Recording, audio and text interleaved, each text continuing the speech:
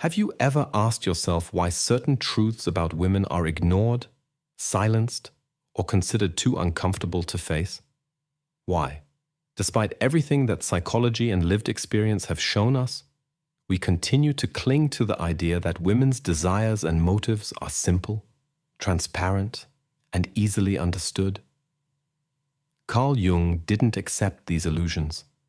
He believed that beneath the surface of every interaction, beyond the polite masks and social conventions, there are ancient, powerful forces, archetypes that shape how women present themselves, how they navigate the world, and how they hide parts of themselves from men.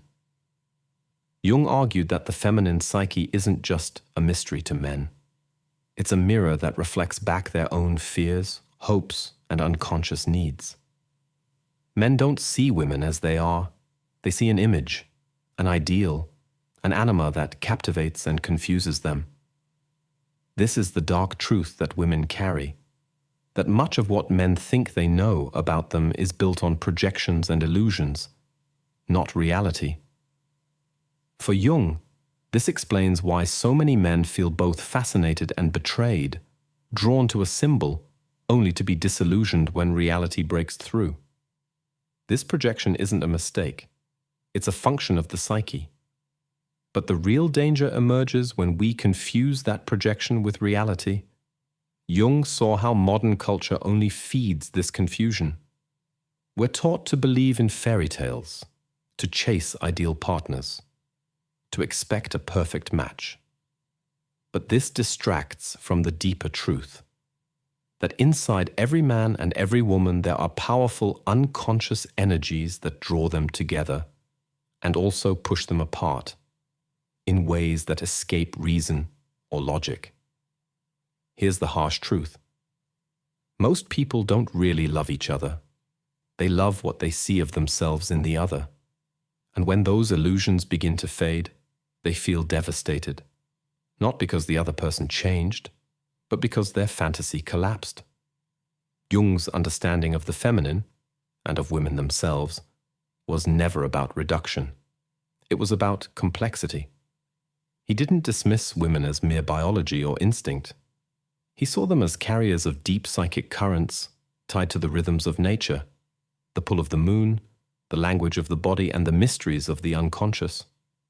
But he also saw how men, in projecting their anima onto women, seeing them as healers, saviors, or muses, reduce women to a symbol and deny them their full personhood. The tragedy? The man who worships the feminine without integrating it stays stuck in an immature state.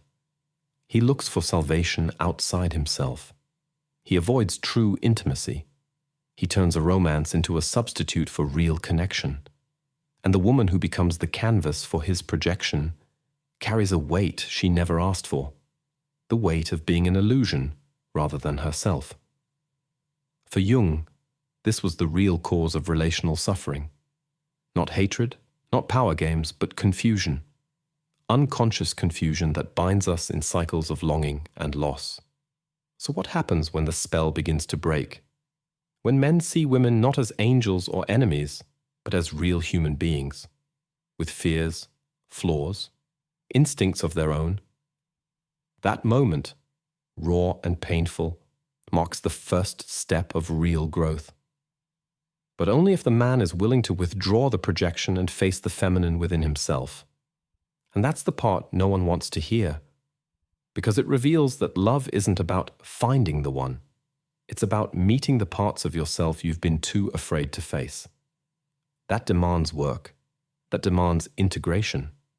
That demands a kind of honesty most people aren't prepared for in a world of social masks and convenient stories. Just as men are haunted by their anima, women wrestle with the animus, their inner image of masculinity. And just like men project onto women, women project onto men. Strength, salvation, safety, danger. These projections create attraction, but also endless conflict and misunderstanding. Jung didn't share this to separate us. He shared it so we could finally step out of our illusions, see each other with clear eyes, and walk the shared path of individuation as whole, complex human beings. But to do that, we first have to face the illusion. By the way, if you're curious about exploring these deeper psychological patterns in yourself, consider checking out the SIM Method ebook. It's a short but powerful guide to integrating your shadow and finding inner clarity, just 5 minutes a day. You can find the link in the first pinned comment below. Carl Jung didn't believe that men and women were merely empty vessels, shaped solely by culture and external forces. Yes, he recognized the profound role of upbringing and social conditioning, but he also pointed to something older, deeper, and far more mysterious. The ancient archetypes and primordial images embedded within the human psyche, forged over countless generations of evolution, myth, and collective memory. To Jung, the notion that men and women are psychologically identical wasn't just misguided, it was perilous. It ignored the reality that beneath the surface of every polite conversation and every cultural role lie unconscious forces, instincts, and biological imperatives that shape how we see and relate to one another. When we deny these forces, we don't become more progressive or more just. We become more confused, more reactive, more likely to project our own unresolved shadows onto those we claim to love. While Schopenhauer dismissed women as irrational and overly driven by instinct, seeing this as a flaw, Jung reimagined instinct not as a weakness, but as a profound wellspring of depth and meaning. He saw women not as shallow creatures of whim, but as keepers of the inner mysteries, the rhythms of nature, the power of feeling, the cycles of birth and death, the intuitive wisdom that modern culture tries to silence in its obsession with order and reason. In Jung's vision, the feminine was not fragile or chaotic. It was primal, embodied, and essential, a conduit to the unconscious, to the body's knowing, to the language of dreams and symbols that men, in their pursuit of conquest and logic, often forgot or feared. But this deep connection to instinct carries its own challenges.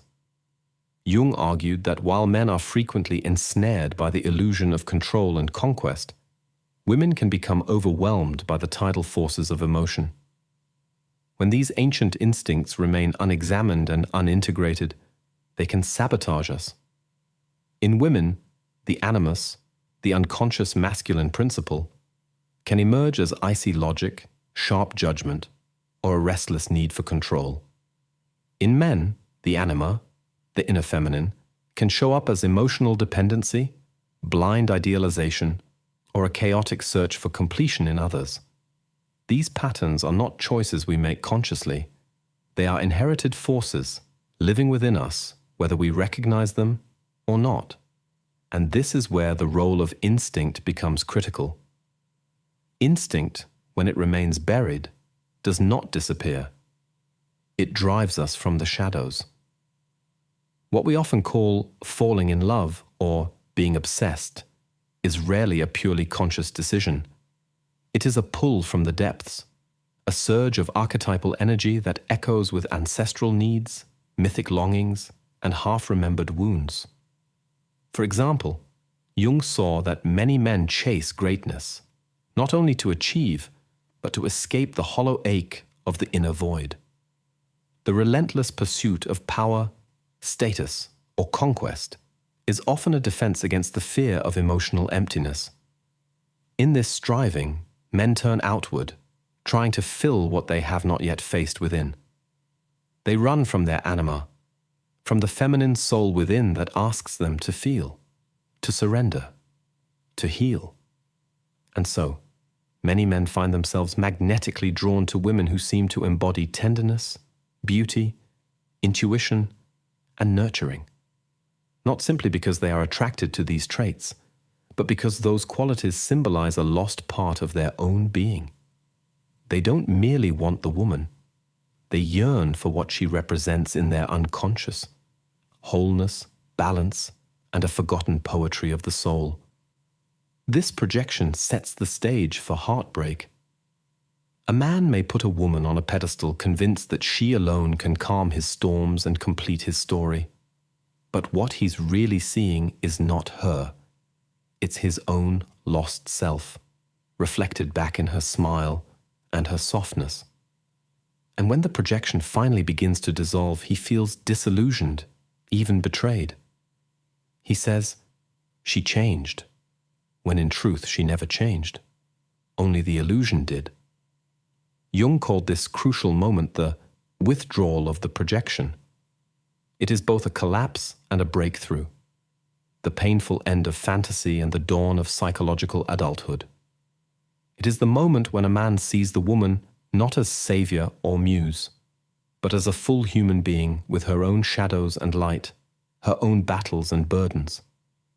This withdrawal is not a failure of love, it is its rebirth, because only when the illusions fall away can real connection begin, not between two idealized images, but between two flawed, beautiful souls, meeting in the quiet, dangerous truth of their shared humanity. Now let's turn the mirror around. Women too are not immune to the power of projection. Deep in the female psyche lives the animus, the archetypal image of masculinity that acts as an invisible magnet, pulling her toward men who seem to embody its qualities. This animus is not merely a product of culture or fairy tales. It is shaped by ancestral memory, myth, and the early experiences that imprint on her soul. It appears as the protector, the warrior, the wise guide, the masculine figure who can offer safety, strength, and a sense of purpose. So when a woman meets a man who resonates with even a fragment of this archetype, a man who seems bold, steadfast, or commanding, the attraction can be immediate and overwhelming. Yet like the man enchanted by the anima, she isn't truly seeing him. She's seeing her own unconscious projection, woven from her desires, fears, and secret hopes. She sees not the man's real self, but a heroic figure her psyche yearns for. And when reality intrudes, when she discovers that this man is not a flawless protector but a fallible human with doubts and weaknesses, disillusionment sets in. She wanted the myth, the knight in shining armor.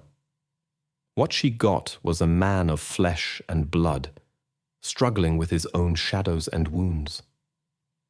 Jung never condemned these patterns as wrong or shameful. He saw them as part of the natural play of instinct and psyche, ancient forces that guide us to each other, but that can also bind us in cycles of projection and misunderstanding. When left unexamined, these patterns lead not to love, but to heartbreak and blame. Instinct becomes a trap rather than a compass. So what did Jung believe was the way out of this cycle? He taught that the solution isn't to erase the differences between men and women, or to pretend that these archetypal energies don't exist. Rather, it is to become fully conscious of them. Both the masculine and the feminine live inside every person, and only by recognizing, honoring, and integrating these inner polarities can we relate to each other as complete, whole beings, not as fragments, not as saviors or victims, but as partners in a shared human journey. This path Jung called individuation, the lifelong process of becoming fully yourself by facing what lies in the depths of your unconscious. It's about owning your shadows, understanding your projections, and ceasing to demand that the other person heal your wounds or complete the parts of you that you've neglected. Jung was painfully aware that few ever make it this far. Most people remain caught in loops of instinct and illusion, always blaming the other for the pain they feel inside. But for those who dare to turn inward, to see their relationships not as salvation, but as mirrors, a profound shift occurs. Love is no longer a fantasy of perfection. It becomes a crucible for growth, a test of courage, and a path to wholeness. For Jung, the brutal truth was this: what most of us call love is not really love at all. It is projection, a potent dream cast by the unconscious onto another person's face. We don't fall in love with them. We fall in love with our own unhealed pieces, our lost symbols, our archetypal needs that clamor to be seen and felt. In the male psyche, this projection takes the shape of the anima, the inner feminine woven from the mother's touch, the first heartbreak, the myths he heard as a child. This anima becomes the silent script of his desire, shaping what he seeks and what he fears in women. And when he meets a woman who seems to embody this inner image, he doesn't truly see her. He sees his own lost soul reflected in her presence. For the woman, the story is the same, only reversed. She sees not the man, but her animus, her dream of strength and protection, her secret yearning for a hero to stand between her and the chaos of the world. Jung taught that these projections are not failures. They are invitations. They are the soul's way of showing us what we have exiled within ourselves. But if we never withdraw these projections, if we refuse to see the person behind the image, we remain stuck, forever searching, forever disappointed. The work, then, is not to banish the archetypes, but to integrate them, to bring the anima and the animus home within us, so that when we meet another soul, we see them not as the answer to our emptiness, but as a companion in the mystery of life. Jung didn't share these insights to dismiss or diminish the value of romantic love. Far from it. He believed that the very act of falling in love, with all its confusion, projection, and intensity, is actually a profound invitation. The anima, for a man, is not just about longing for a woman's beauty or grace. It's the missing part of his own psyche, the emotional, intuitive, and soulful dimensions he has neglected or been taught to suppress. When he falls for a woman who embodies these traits, it's not just desire that stirs him. It's the deeper pull of his soul, urging him to recover what he lost within himself. Yet here lies the dilemma. Instead of doing the inner work to reclaim these qualities, to cultivate his own capacity for feeling, for empathy, for surrender, many men try to possess them through the woman. They cling to her presence, convinced that she alone can make them whole. They become dependent on her warmth, her softness, her mysterious power, and when she inevitably reveals herself to be a living, breathing person, not an eternal muse or a perfect mirror, they feel betrayed. The spell of projection is broken, and the man faces a stark choice: blame her for failing to live up to the ideal, or confront the painful truth that he never truly saw her to begin with. This moment, the shattering of the illusion, is what Jung called the withdrawal of projection. It is a moment of crisis, yes. It can feel like a collapse of everything he thought he knew about love. But it is also a moment of possibility. Because only when the false images are stripped away can a man begin to love, not the idea of a woman, but the woman herself, in her full, complex reality. And this dynamic, Jung knew, is not exclusive to men. Women too are swept up in the same tide of projection. The animus, the inner masculine figure that lives in the female psyche, is shaped by early experiences with the father, and later by the cultural archetypes of strength, wisdom, and protection. In dreams, in fantasies, the animus appears as a guide, a warrior, a thinker, the source of structure and purpose she may struggle to find in herself. So when a woman meets a man who seems to embody these qualities, the pull is magnetic. She sees not just a person, but a possibility, the promise of safety, of certainty, of direction. But what she is truly yearning for is not his power or confidence, but her own. She is seeking in him the inner voice she has not yet claimed as her own. And when that man inevitably reveals his own imperfections, his doubts, his fears, his vulnerabilities, she too feels the sting of disillusionment. The animus projection fractures. She must then decide, turn away in anger or turn inward and begin the work of animus integration. It is a journey of reclaiming the strength, logic, and independence that she had unconsciously assigned to him. Jung saw this as one of the most tragic patterns in modern relationships. Not because love itself is doomed, but because so few people see what's really happening beneath the surface. They don't fall in love with each other.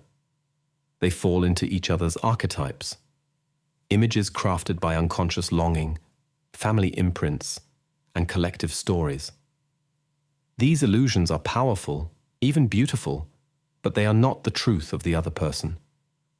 Jung wrote, "Where love rules, there is no will to power, and where power predominates, love is lacking." But what happens when love itself becomes a weapon?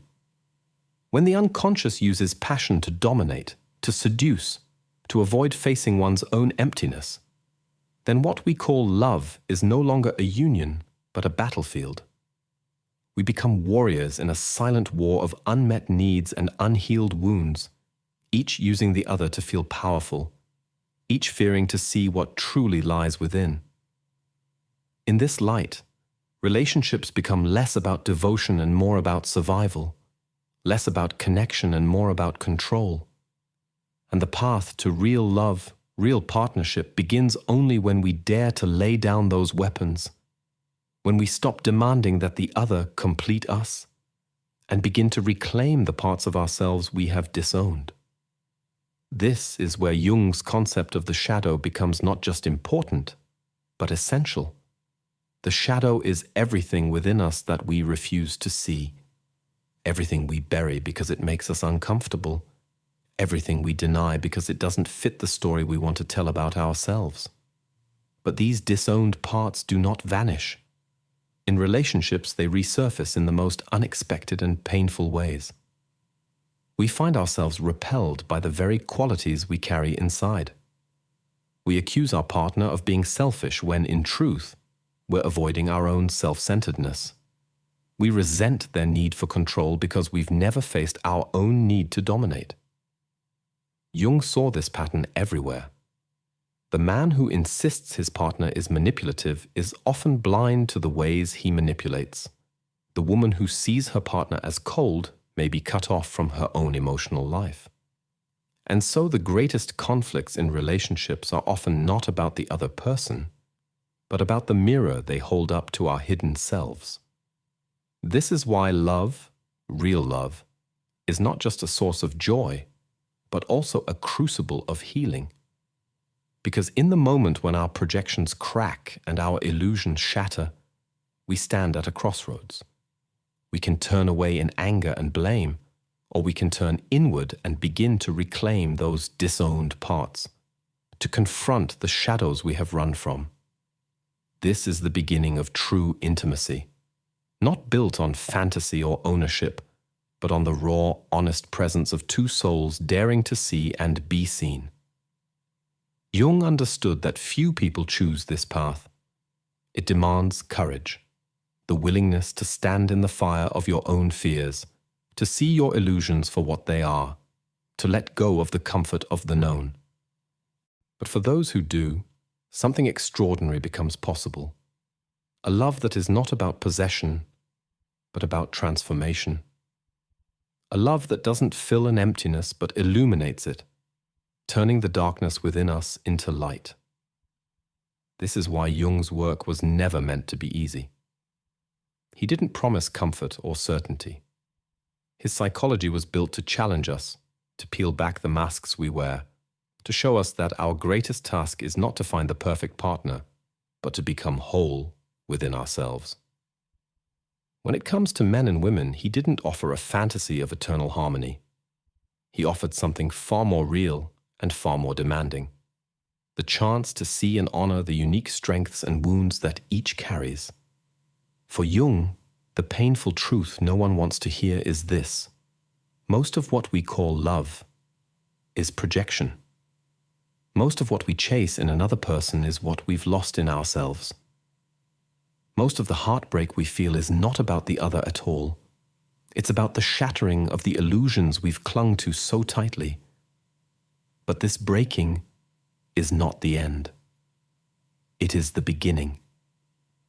Because only when those illusions fall away can we stand face to face with the real human being in front of us. Jung never said that men and women are the same. He saw the masculine and feminine as different, but deeply connected.